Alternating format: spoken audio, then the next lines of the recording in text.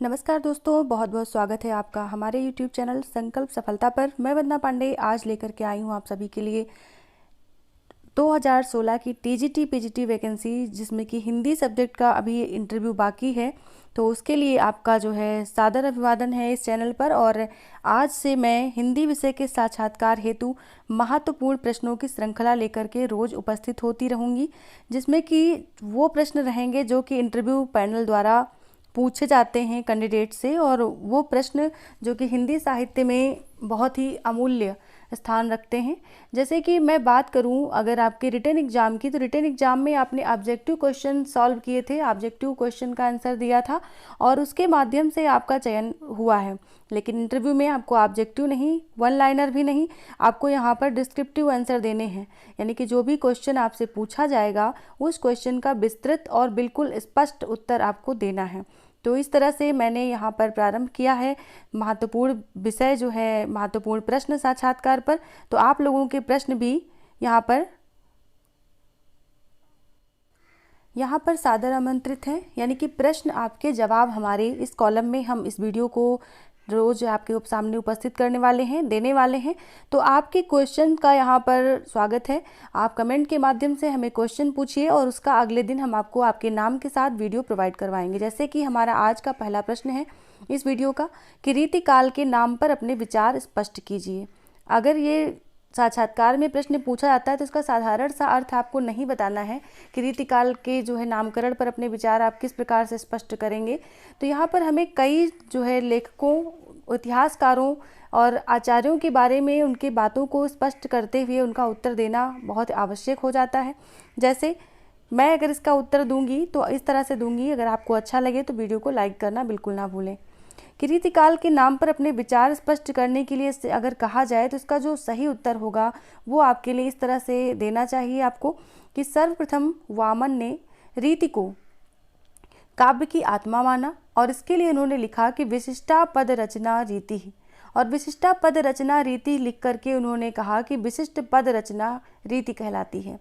तो रीति जो है वो हिंदी शब्द जो है आदिकाल के बाद, यानी कि भक्ति काल के बाद विद्यापति के समय से ही काव्य की रचना और पद्धति में प्रस्तुत होता रहा है। और आगे आगे आते समय रीति शब्द का अर्थ जो है वो रस, अलंकार, शब्द शक्ति, छंद आदि काव्यांगों का निरूपण ही रह गया। तो इस तरह से इसका जो रीतिकाल नामकरण जो है इस तरह से सिद्ध होता है। और इसके अंतर्गत शुक्ल जी की अगर हम बात करें तो शुक्ल जी के ऊपर यहाँ पर कोई नवीन अर्थ नहीं था उनका, बल्कि जो परंपरा से चली आ रही थी रीति, उसी का उन्होंने प्रयोग किया है। मिश्र बंधु विनोद में अगर जाएं तो रीति शब्द का इसी अर्थ में व्याख्या की गई है कि रीति शब्द के जो स्वरूप हैं उनको रस, छंद, अलंकार आदि के अंदर समाहित करके उनकी व्याख्या की गई है। इस तरह से जो भी रीति कवि हैं वो सब रीतिबद्ध, रीति मुक्त, रीति सिद्ध आदि तरह के उपानों में जो सोपान बटे हुए उनमें आते हैं। और इस तरह से आप इसका उत्तर दे सकते हैं। रीतिकाल के नामकरण पर अगर पूछा जाए तो इस तरह से आप उत्तर दे सकते हैं। अगला प्रश्न है हमारा, रीति शब्द को परिभाषित कीजिए। अगर आपसे ये कहा जाए कि रीतिकाल का नामकरण तो हो गया, लेकिन रीति शब्द को परिभाषित करने के लिए कहा जाए तो आप क्या करेंगे? तो इसको जो परिभाषा करने की जो एक सूत्र के माध्यम से आचार्य वामन ने किया है कि विशिष्ट पद रचना रीति ही, इस पर आपको फोकस करना है कि आपको परिभाषा देनी है कि वामन के अनुसार गुण विशिष्ट रचना अर्थात पद संघटना पद्धति विशेष का नाम रीति है। रीति शब्द रिंग धातु में इक्तिच प्रत्यय लगाकर जो है इसकी व्युत्पत्ति होती है।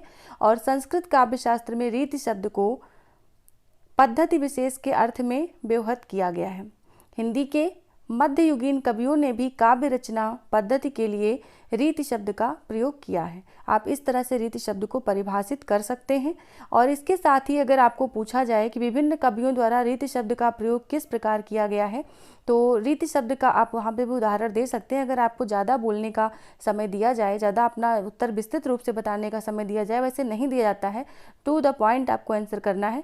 लेकिन अगर आपको समय मिल जाता है तो आप ज़रूर बताएं कि भिखारी दास जी ने इसी क्रम में रीति को परिभाषित करते हुए लिखा कि काव्य की रीति सिख्यो सुकवीन सो, इस तरह से उन्होंने परिभाषित किया है। केशव जी ने परिभाषित किया है कि समुझै न वाला बालक हूँ, वर्णन पंथ अगाध, इन्होंने कविप्रिया में इस तरह से रीति को परिभाषित किया है।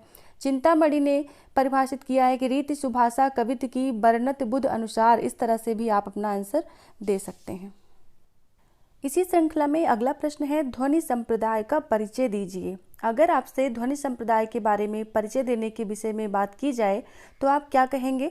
आपका उत्तर क्या होना चाहिए? मेरे अनुसार ये होना चाहिए, अगर आपको ये उत्तर समझ में आते हैं, पसंद आते हैं तो वीडियो को लाइक करें, शेयर करें, सब्सक्राइब करें चैनल को, और साथ ही अपने प्रश्न जो है हमें कमेंट बॉक्स में लिख के दें कि किस प्रश्न का उत्तर आप जो है चाहते हैं और किस तरह से उसका समाधान किया जाए।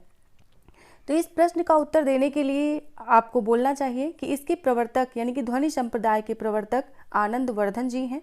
इन्होंने काव्यस्यात्मा ध्वनि रीति बुधैर्या सम्मानात् पूर्वा ये सिद्धांत प्रचलित किया था।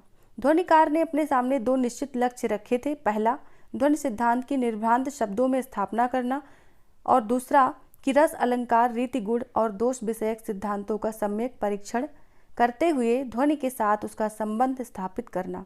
इस तरह से आनंद वर्धन जी ने अपने दो सिद्धांत सामने रखे थे। और ध्वनि संप्रदाय में ध्वनि उसे कहते हैं जहां अर्थ स्वयं को तथा शब्द अपने अभिधेय को यानी कि अर्थ को गौड़ करके अन्य अर्थ को प्रकाशित करते हैं। उस काव्य विशेष को विद्वान लोग ध्वनि कहते हैं। ध्वन्यालोक एक महत्वपूर्ण ग्रंथ सिद्ध हुआ है। इसी सिद्धांत के विरोध में कुंतक और महिम भट्ट ने प्रबल शब्दों में किया है इनकी भर्त्सना, किंतु अभिनव गुप्त ने ध्वनि विषयक भ्रांतियों का निराकरण करते हुए इसमें रस के महत्व को स्थापित करके एक प्रकार से सिद्धांत की व्यापकता को सिद्ध कर दिया है।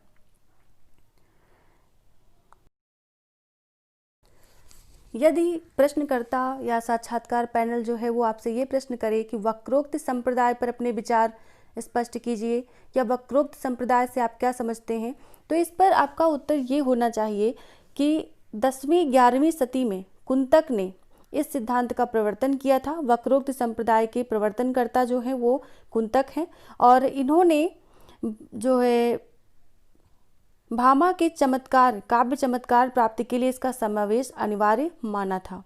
कुंतक कवि कर्म कौशलजन्य शोभा से युक्त अथवा उस पर आश्रित वर्णन शैली को वक्रोक्ति कहते हैं। इन्होंने वर्ण विन्यास से लेकर घटना विन्यास में बताकर इसका विस्तार प्रायः काव्य के सभी रूपों में दर्शाया है। इन्होंने इसके 6 भेद गिनाए हैं, पर यह सिद्धांत आगे चलकर लोकप्रिय नहीं हो सका, जिसके कारण ध्वनि जैसे भाव पक्ष प्रधान काव्य जो है तुलना में वक्रोक्ति जैसा कला पक्ष प्रधान काव्य जो है वो आचार्यों को स्वीकार नहीं हुआ। वक्रोक्त जीवितम ग्रंथ धीरे धीरे विलुप्त हो गया, जिसकी रचना कुंतक ने की थी।